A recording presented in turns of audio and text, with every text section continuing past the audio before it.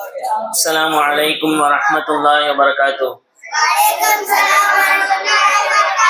الحمد لله رب العالمين والصلاة والسلام على سيد المرسلين وعلى آله وصحبه ومن استنى بسنته إلى يوم الدين أما بعد. الحمد لله. மரணத்திற்கு பின்னால் மனித வாழ்க்கை அப்படிங்கிற இந்த தொடர் நிகழ்ச்சியில நம்ம சில விஷயங்களை பகிர்ந்துட்டு வரோம்.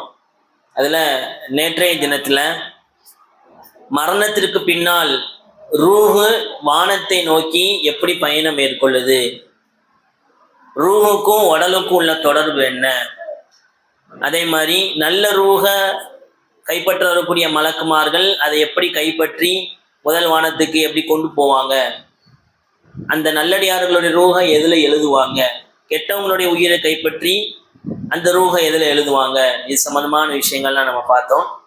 பொதுவாக ஒரு மனிதன் இறந்து விட்டா அந்த ரூஹு மையத்த கபூர்ல அடக்கம் பண்ற வரைக்கும் அங்கதான் இருக்கும்.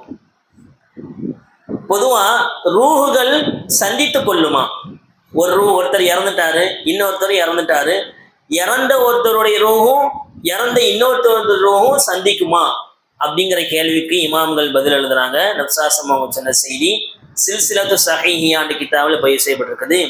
இதா மாத்தல் அபுதுல் முஃமின் தல்கா ரூஹஹு அர்வாஹல் மூமினீன். ஒரு மூமினான அடியான் இறந்து விட்டால், யாராவது ஒருத்தர் இறந்துட்டாரு, ஒரு மூமின் இறந்துட்டார் அப்படின்னா அவருடைய ரூஹும் ஏற்கனவே மௌத்தாயி ரூஹுகளா இருக்கிறாங்கல்ல அவங்களுடைய ரூஹும் சந்தித்து கொள்ளும். ஒரு மூமின் இறந்துட்டால், ஒரு மூமினுடைய உடம்புல இருந்து உயிர் பிரிஞ்சிச்சு அப்படின்னா அந்த மனிதருடைய உயிரும் ஏற்கனவே உடலை விட்டு பிரிந்த மூமின்களுடைய உயிர்களும் சந்தித்து கொள்ளும். அந்த ரூஹுகள் எல்லாம் புதுசா வந்த ரூஹுட்ட கேட்கும், மா ஃபஅல ஃபுலான், இந்த ஆள் என்ன செஞ்சாரு, இவர் இருக்கார்ல அவர் என்ன பண்ணாருப்பா உலகத்துல, அவர் இருந்தார்ல அவர் என்ன பண்ணாரு அப்படின்ட்டு புதுசா வந்த ரூஹுட்ட பழைய ரூஹுகள் எல்லாம் கேட்கும். அப்போ அந்த ரூஹு சொல்லும், கால மாத்த அவர் இறந்துட்டாரு.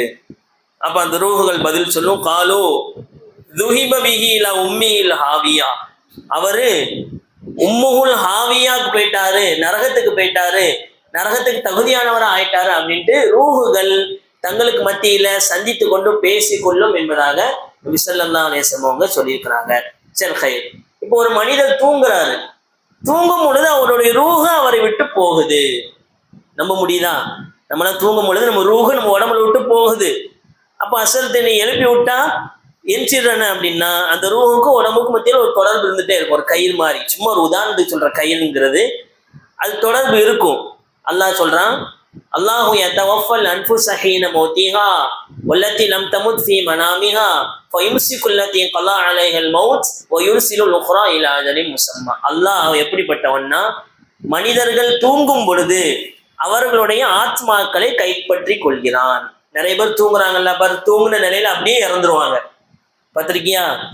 மவுத்து எப்படிலாம் வருது, அல்லாஹ் அக்பர். இப்போ ரீசெண்டா நைஜீரியா நாடு தெரியுமா, நைஜீரியா நாட்டுல ஒரு இமாமு தராவி தொழு வச்சுட்டு இருக்கிறாரு, அப்படியே சஜிதான விழுந்து அப்படியே இறந்துட்டார். சுப்ஹானல்லாஹ். எவ்வளவு நல்ல மௌத்தா கெட்ட மௌத்தா, எவ்வளவு பெரிய நல்ல மௌத்து. மௌத்து எப்படி எப்படிலாம் வருது பாரு, நல்லவங்களுக்கு கெட்டவங்களுக்கு.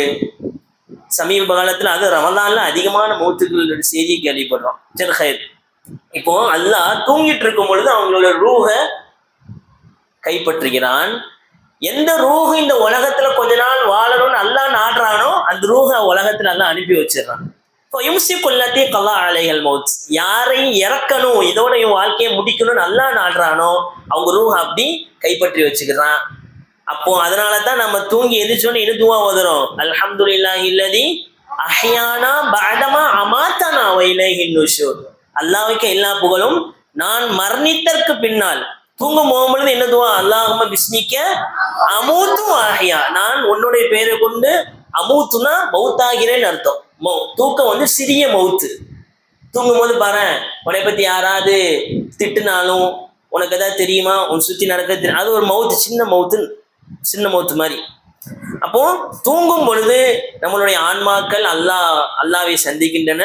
எந்த ஆன்மாவை அல்லாஹ் திருப்பி அனுப்புடானோ நம்மெல்லாம் அல்லாஹ் டெய்லி அனுப்பிட்டு இருக்கான் நம்ம ரூஹலாம். அல்லாஹ் அதான் காலை எஞ்சோடனே நம்ம நன்றி செலுத்துறோம். வரத்த அலைய ரூஹி, இன்னொரு துவா இருக்குது, என்னோட ரூஹை என்னுடைய உடம்புக்கு திருப்பி அனுப்புனா அல்லாவுக்கு எல்லா புகழும் நம்ம சொல்றோம். சரி ஹைர். இப்போ இந்த ரூஹுகள் கனவுல ரூஹுகளை சந்திக்க முடியுமா அப்படிங்கிற கேள்வி இருக்கு. கனவுல ரூஹை சந்திக்க முடியுமான்னா இமாம்கள் சொல்றாங்க சந்திக்க முடியும். நிறைய பேர் பாரு, நம்ம தூங்கிட்டு இருக்கும் பொழுது இறந்தவங்களும் கனவுல வருவாங்க. இப்படி இப்படி இருக்குது, அப்படி இப்படி இருக்குது, அல்லாஹ் அவங்கள்ட்ட எப்படி நடந்துக்கிட்டான், அல்லாஹ் என்ன பாவத்தெல்லாம் மன்னிச்சுட்டான், இந்த செயல் செஞ்சதுனால அல்லாஹ் என் பாவத்தை மன்னிச்சுட்டான், இப்படிலாம் நிறைய இறந்தவங்க அவங்களுடைய ரூஹுகள் உயிரோடு இருக்கக்கூடியவங்களுடைய கனவுல சொல்லக்கூடிய விஷயங்கள்லாம் பார்க்கிறோம். இது சாத்தியம். இப்னு அப்பாஸ் ரலியல்லாஹு அவங்க இந்த ஆயத்துக்கு விளக்கம் சொல்றாங்க. இன்ன அர்வாஹல் அஹ்யாயி வல் அம்வாத்தி தல்தகிய ஃபில் மனாமி. தூக்கத்திலே இறந்தவங்களுடைய உயிரும் உயிரோடு இருக்கக்கூடியவர்களுடைய உயிரும் சந்தித்துக் கொள்கின்றன. மாஷா அல்லாஹ், தான் ஆடியதை ஒருத்தர் பகிர்ந்திக்கிறார்கள். அப்போ ரூஹ் என்பது தூக்கத்தில் இன்னொரு ரூஹ சந்திக்குமா? சந்திக்கும். சரி ஹைர்.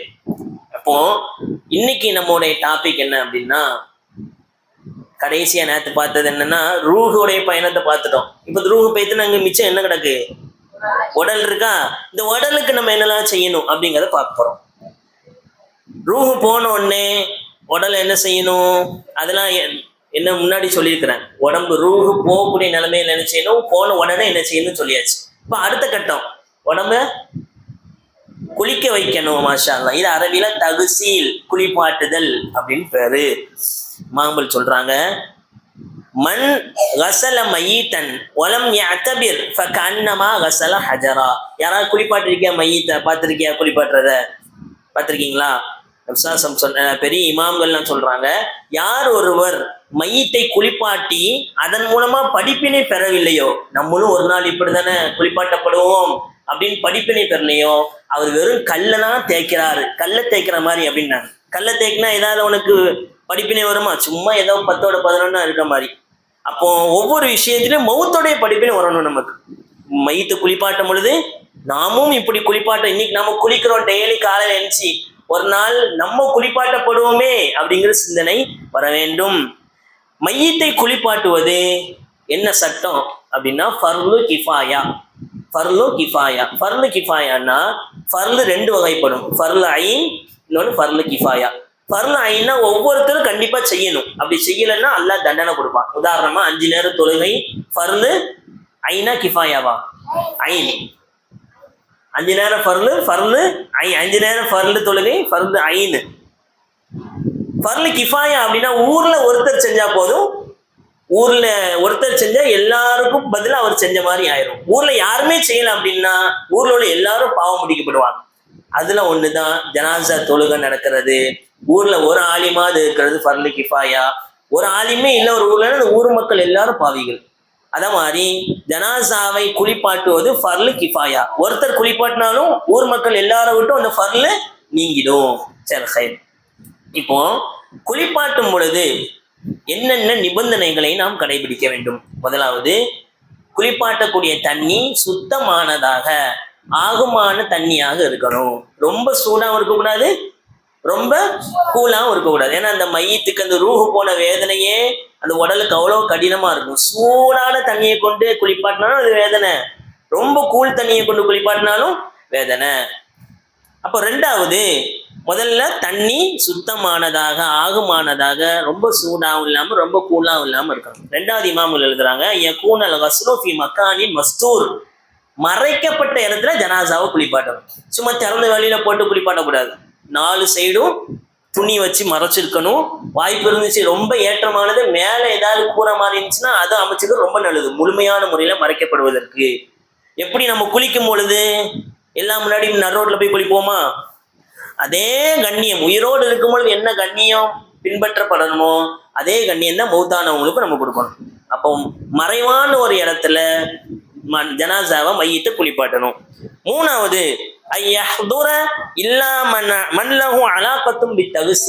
குளிப்பாட்ட தகுதியானவர்கள் யாரும் அவங்க கூட இருக்கணும். குளிப்பாட்ட யாரெல்லாம் தகுதியானவங்க பின்னாடி சொல்லுவோம் இன்ஷா அல்லாஹ். அப்போ அந்த குடும்பத்தார்கள், அந்த மையத்துடைய ஜனாசாவுடைய குடும்பத்தார்கள் சுத்தி இருக்கணும். மூணாவது விஷயம்.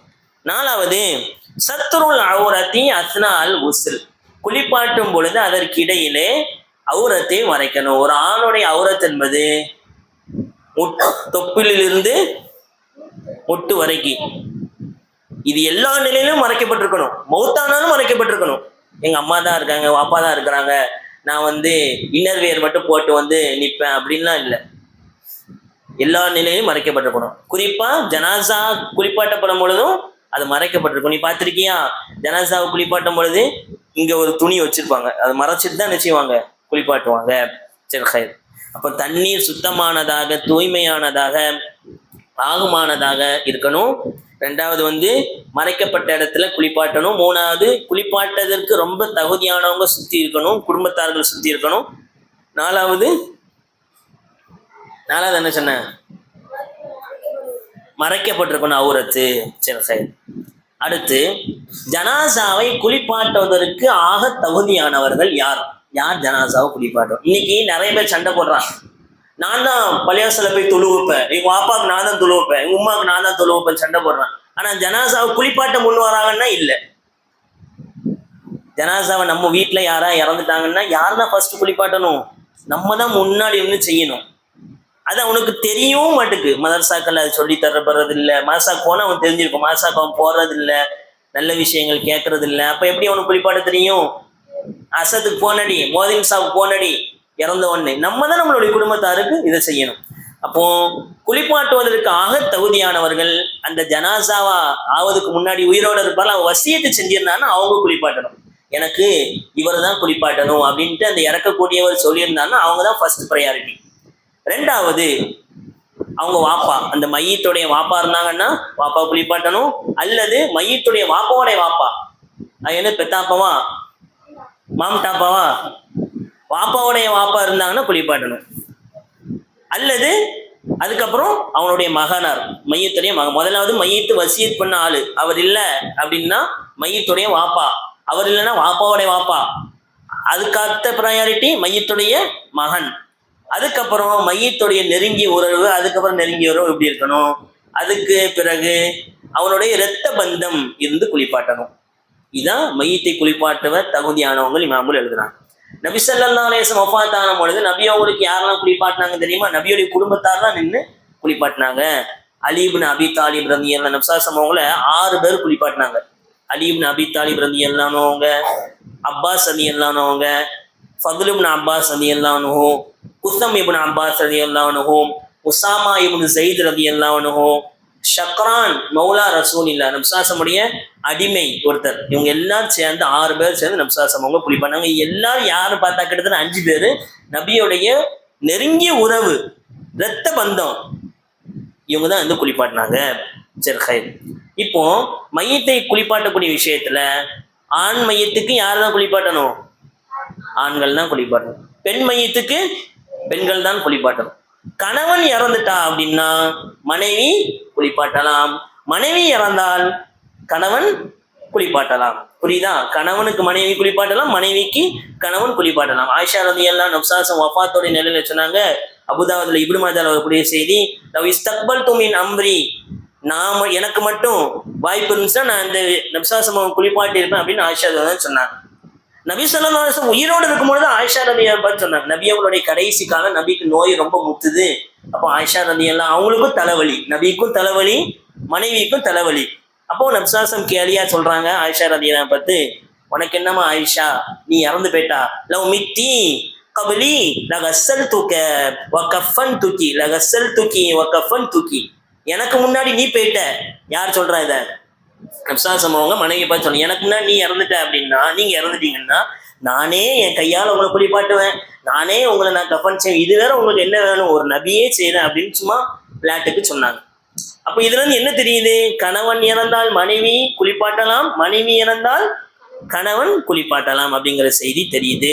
அதே மாதிரி 7 வயசு கீழே உள்ள குழந்தை இறந்துட்ட அப்படின்னா அது ஆணும் குளிப்பாட்டலாம், பெண்ணும் குளிப்பாட்டலாம் அப்படின்ட்டு இமாம்கள் எழுதுறாங்க. எதெல்லாம் செய்யக்கூடாது குளிப்பாட்டக்கூடிய விஷயத்துல? ஒரு முஸ்லீம் ஒரு காஃபிரை குளிப்பாட்டக்கூடாது. ஒரு முஸ்லீமு காஃபிர் இறந்துட்டாரு, காஃபிர் குளிப்பாட்டணுமா? குளிப்பாட்டக்கூடாது. அவருக்கு கஃபன் கிடையாது, அவருக்கு தொழ வைக்கக்கூடாது. சரி, ஹைர்.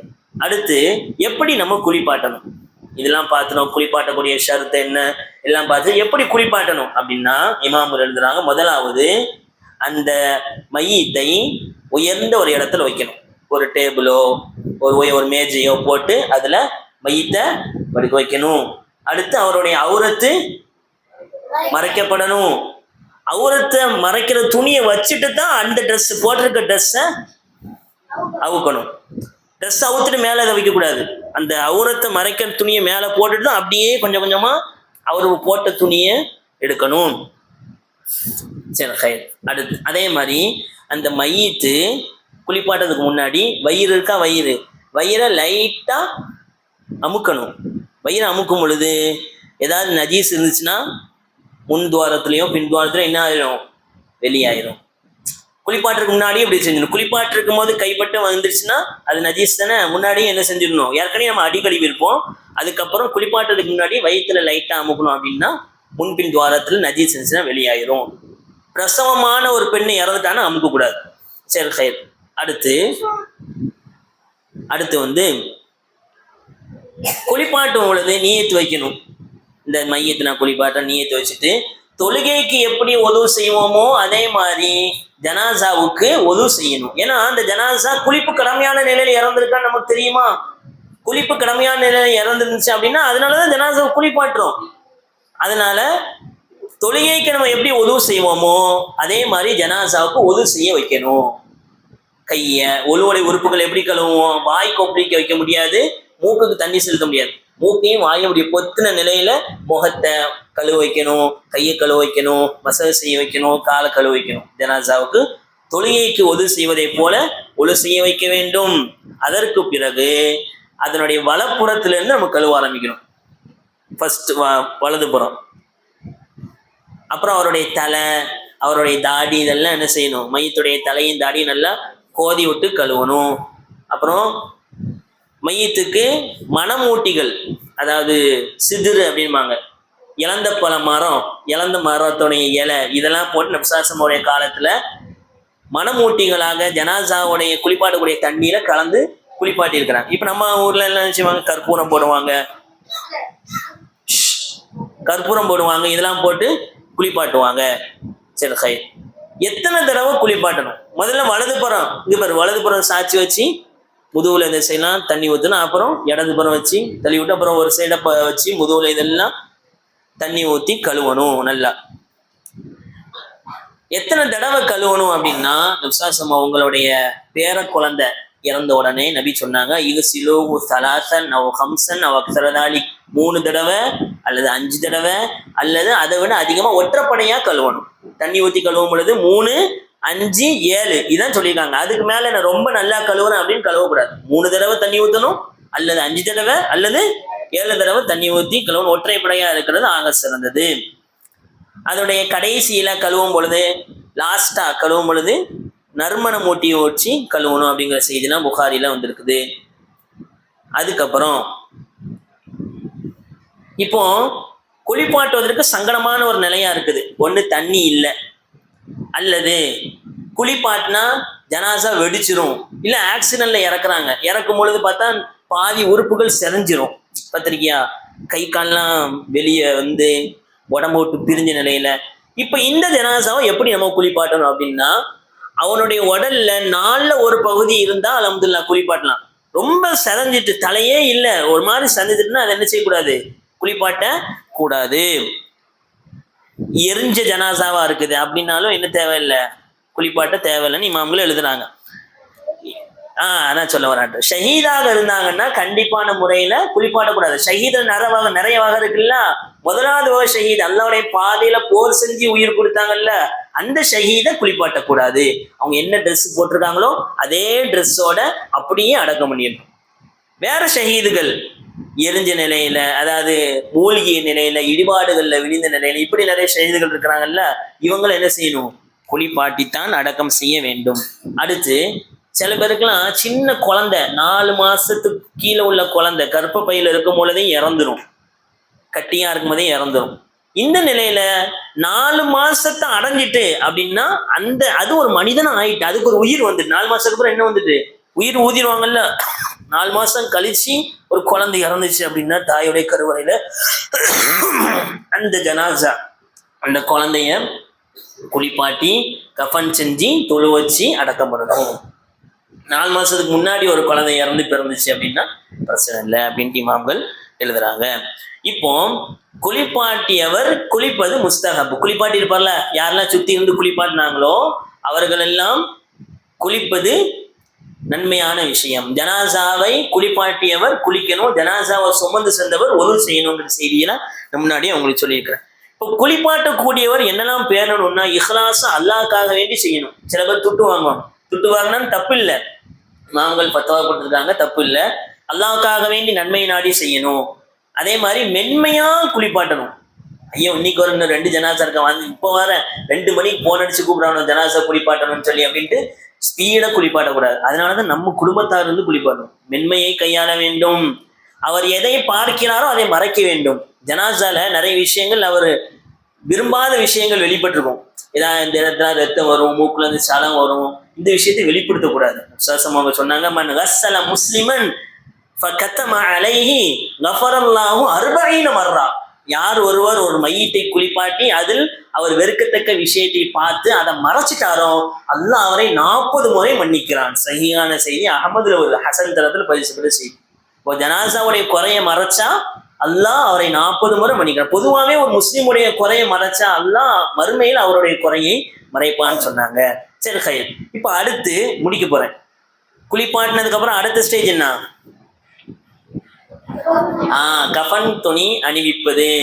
இப்னு ரஜப் ஹம்பலி ரஹ்மத்துல்லாஹி சொல்லுவாங்க மன் ததக்கரல் கஃபன். பாரு இன்னொரு இமாம் சொல்லி இப்னு கைம் ரஹ்மத்துல்லாஹி சொல்றாங்க அல் கஃபனு ஆஹிரு லிபாசி துன்யா. கஃபன் தான் உலகத்துல கடைசி ட்ரெஸ். ஒரு மனிதனுடைய கடைசி ட்ரெஸ் என்னப்பா? கஃபன். இன்னைக்கு நம்ம சட்டை போடுறோம், ஜிப்பா போடுறோம், அல்ஹம்துலில்லாஹ்னு போடுறோம். இந்த ஜிப்பாவை நான் கலட்டுவேனா, சட்டையை நான் கலட்டுவேனா எனக்கு உறுதி கிடையாது. இறந்துட்டா வெட்டி எடுத்துருவாங்க நம்மள. புரியுதா? ட்ரெஸ் போடுறோம், இந்த ட்ரெஸ் நம்ம கழட்டுவோமான்னு உறுதி கிடையாது. இறந்துட்டா என்ன செய்வாங்க? கழட்டியே எடுப்பாங்க, வெட்டி எடுப்பாங்க. எத்தனையோ பேர் சந்தோஷமா அங்க பஜார்ல இருக்காங்க. கசாலி ரஹ்மத்துல்லாஹி சொல்லுவாங்க சந்தோஷமா பஜார்ல சுத்தி திரியிறாங்க, ஆனா அவங்க கஃபன் துணி கடைக்கு வந்துட்டுங்கிற விஷயம் அவங்களுக்கு தெரியல அப்படின்னு சொல்லுவாங்க. அப்போ மவுத் அவ்வளவு சமீபமா இருக்குது. இந்த கஃபன் அணிவிப்பது என்பது இமாம் நவி ரஹ்மத்துல்லாஹி சொல்லுவாங்க தக்ஃபீனுல் மையத்தி ஃபர்லு கிஃபாயா. எப்படி மையத்தை குளிப்பாட்டுவது ஃபர்லு கிஃபாயோ, மையத்துக்கு கஃபன் அணிவிப்பதும் ஃபர்லு கிஃபாயா. கஃபன் எத்தனை கஃபன் அணிவிக்கணும்? ஆண்களை அந்த எத்தனை அறிவிக்கணும்னா ஆயிஷா ரலியல்லாஹு சொல்றாங்க நப்சாசம் உங்களுக்கு 3 துணியில கஃபன் அறிவிக்கப்பட்டுச்சு. 3 கஃபன். நீ அதை பார்த்தாலும் உனக்கு புரியும். என்ன சொன்னாலும் புரிய வாய்ப்பு இல்லை. வாய்ப்பு இருந்துச்சுன்னா இன்ஷா அல்லாஹ் எங்கேயாவது குளிப்பாட்டினாங்கன்னு அந்த இடத்துல நின்று இது பார்க்கணும், கஃபன் செய்யும் போது பார்க்கணும். ஆண்களுக்கு 3 துணியில கஃபன் செய்யணும், பெண்களுக்கு 5 துணியில கஃபன் செய்யணும். அடுத்து கஃபனுடைய ஆடை என்ன கலர்ல இருக்கணும்? ஒயிட். நப்சாசம் சொன்னாங்க அல்பிசு மின் சியாபிக்கும் அல் பயால் ஃபைனா ஹைரு சியாபிக்கும். வெள்ளை ட்ரெஸ்ஸை போடுங்க. இருக்கிற ட்ரெஸ்லயே வெள்ளை கலர் ட்ரெஸ்ஸா போடுங்க. ஏன்னா ட்ரெஸ்ஸுகள்லயே சிறந்தது வெள்ளை ட்ரெஸ் தான். அதை கொண்டு கஃபினு ஃபீஹா மௌத்தாக்கும். உங்களில் இறந்தவர்களுக்கு அந்த வெள்ளை ஆடையை கொண்டு கஃபன் அணிவியுங்கள் நப்சாசம் அவங்க சொன்னாங்க. அடுத்து கஃபன் அணிவிக்கக்கூடிய விஷயத்துல ரொம்ப காஸ்ட்லியான கஃபன், அதுல ரொம்ப போட்டு துட்டு செலவழிக்கணும் நப்சாசம் தடுத்தாங்க. லா துகாலு ஃபில் கஃபன். கஃபன் செலவழிக்கிறதுல, கஃபன் வாங்குவதில்ல ரொம்ப செலவழிக்காதீங்க அப்படின்னு நப்சாசம் அவங்க சொன்னாங்க. முஸஅப் இப்னு உமைர் ரலியல்லாஹு அன்ஹு அவங்க முதல்ல மதீனாக்கு இவங்க தான் இஸ்லாத்தை கொண்டு போனாங்க.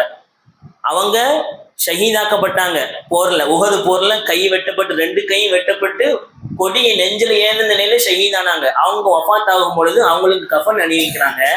அப்துல் ரஹ்மான் இப்னு அவுஃப் ரலியல்லாஹு பெரிய பணக்கார சஹாபி. ஒரு நாள் நோன்பு வச்சுட்டு, நோன்பு திறக்கிறதுக்கு முன்னாடி நிறைய ஐட்டம் இருக்கு, நம்மளாம் வச்சிருக்கோங்களா? வடை, சம்சா, வேற பஜ்ஜி எல்லாம் வச்சிருக்கோம்ல, அது மாதிரி அவங்க வச்சிருக்கிறாங்க. அந்த அளவுக்குல 2 இது மாதிரி வச்சு நோன்பு திறக்கும்போது அழுகுறாங்க. ஏன் இந்த செய்தி புகாரில வருதுப்பா. அழுவுறோடனே ஏன் நீங்க அழுவுறீங்கன்னு கேட்கப்பட்டோடனே எங்க ஃப்ரெண்டு முஸஅப் இப்னு உமைர் அவரு உஹதுலயே இறந்துட்டாரு, கஷ்டத்துல இருந்து இறந்துட்டாரு. இதெல்லாம் அவர் பார்க்கல. அல்லாஹ் உலகத்திலே எனக்கு எல்லாத்தையும் அள்ளி கொடுத்துருவானோன்னு பயமா இருக்கு, இதெல்லாம் அனுபவிக்காம அவர் போயிட்டாரு. அவர் இறக்கும் பொழுது முஸஅப் இப்னு உமைர் ரலியல்லாஹு அன்ஹு பெரிய சஹாபி, பணக்கார சஹாபி. அவங்க நடந்து வந்தாங்கன்னா அவங்க போடுற அத்தர் அடுத்த தெருவுக்கு மணக்கும். டெய்லி ஒரு புது ட்ரெஸ் போடுவாங்க. அவ்வளவு பெரிய சஹாபி, இஸ்லாத்துக்காக வேண்டி அவ்வளோத்தையும் விட்டுட்டு வந்தாங்க. கடைசி அவங்க மவுத்தாகும் பொழுது கஃபன் அணிவிக்கப்படுது. காலை மூடினா தலை தெரியுது, தலை மூடினா கால் தெரியுது. எவ்வளவு கஷ்டத்துல இருந்தாங்க சஹாபாக்கள். அப்ப கஃபன்ல ரொம்ப அதிகம் செலவழிக்க கூடாது. அதே மாதிரி நப்சாசம் காலத்துல ஒரு பெண்மணி தன் கையால ஒரு ட்ரெஸ்ஸு நப்சாசம் அவங்களுக்கு தச்சு கொடுக்குறாங்க. நபி அவங்க அதை போடுறாங்க. இதுவும் புகாரில வருது, அடுத்த செய்தி புகாரில வருது. அப்போ ஒரு சஹாபி வந்து யாரும் சொல்லுங்க ட்ரெஸ் சூப்பரா இருக்கு அவங்களுக்கு அப்படின்னோடனே நபி அவங்கள்ட்ட ஏதாவது கேட்டா நபி இல்லைன்னு சொல்லுவாங்களா? சொல்லவே மாட்டாங்க. அப்படியே ஒரு ஆள் கொடுத்துன்னு அப்படியே கொடுத்துட்டாங்க.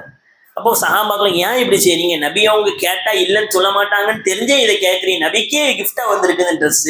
இல்லை நான் என்னோட இதுக்காக நான் வாங்கல, நான் இறந்த உடனே நபி அவங்க யூஸ் பண்ண அந்த துணியை எனக்கு கஃபனா இருக்கணும்னு ஆசைப்பட்டேன்ட்டு வாங்கினாங்க. அப்போ சஹாபாக்கள்லாம் தான் வாழும் பொழுதே கஃபனை தயார் செஞ்சு வாழ்ந்தாங்க. மௌத்து ரெடியா எதிர்பார்த்துட்டு இருந்தாங்க. இப்போ இந்த கஃபன் வந்து யார் பொருளாதாரத்துல இருக்கணும்? கஃபன் துணி வாங்குறாங்கல்ல, யார் வாங்கணும்? யார் துட்டுல இருக்கணும்? அது அவன் துட்டு. அவன் சம்பாதிக்கக்கூடியவரா இருந்தார் அப்படின்னா அவர் துட்டுல அந்த கஃபன் துணி இருக்கிறது ஆக சிறந்தது அப்படின்ட்டு இமாம்கள் எழுதுறாங்க. சரி, அப்போ இதுதான் ஒரு மனிதன் இறந்த பிறகு ரெண்டு விஷயம். முதலாவது அவனை குளிப்பாட்டுறது, அடுத்து அவரை கஃபன் செய்வது. எல்லாத்துக்கும் மரணம் சார்ந்த விஷயம் எல்லாத்துலயும் அல்ல நன்மை வச்சிருக்கிறான். குளிப்பாட்டுறதுக்கு நன்மை, அது மாதிரி கஃபன் செய்வதற்கு நன்மை, தூக்கிட்டு போறதுக்கு நன்மை, ஜனாசா தொழுகையில கலந்துக்கு நன்மை, இது எல்லாம் அல்ல நன்மையானதாக ஆக்கி வச்சிருக்கிறான். அப்போ நாம இந்த மாதிரியான ஜனாசாக்கள்ல நம்ம பார்க்கும் பொழுது படிப்பினை பெறக்கூடியவர்களாக ஆகணும். இந்த இடத்துல நம்ம வச்சு குளிப்பாட்டுவாங்களே, இந்த ட்ரெஸ் தான் நமக்கும் போட்டு இன்னைக்கு நான் ட்ரெஸ் போடும் பொழுது நான் இந்த ட்ரெஸ் ஓப்பனா எனக்கு தெரியலையே அப்படிங்கிற சிந்தனை வரணும். ஜனாசாவை குளிப்பாட்டும் பொழுது நானும் இந்த இடத்துல குளிப்போம், டெய்லி குளிக்கும் பொழுது நான் ஒரு நாள் குளிப்பாட்டப்படுவனே அப்படிங்கிற சிந்தனை வர வேண்டும். எல்லாம் அல்லாஹ் நம்மளுடைய எல்லா சிந்தனையையும் மரணம் சார்ந்ததாக ஆக்கி வைப்பானாக. மேலும் அந்த சிந்தனையை கொண்டு மரணத்திற்கு பின்னால் உள்ள வாழ்க்கைக்கு அதிகமான முறையில் அமல் செய்யக்கூடிய மக்களாக அல்லாஹ் நம் அனைவரையும் ஆக்கியல் புரிவானாக. ஆமீன். வாஹிர் தஅவானா அல்ஹம்துலில்லாஹி ரப்பில் ஆலமீன். அஸ்ஸலாமு அலைக்கும் வரஹ்மத்துல்லாஹ்.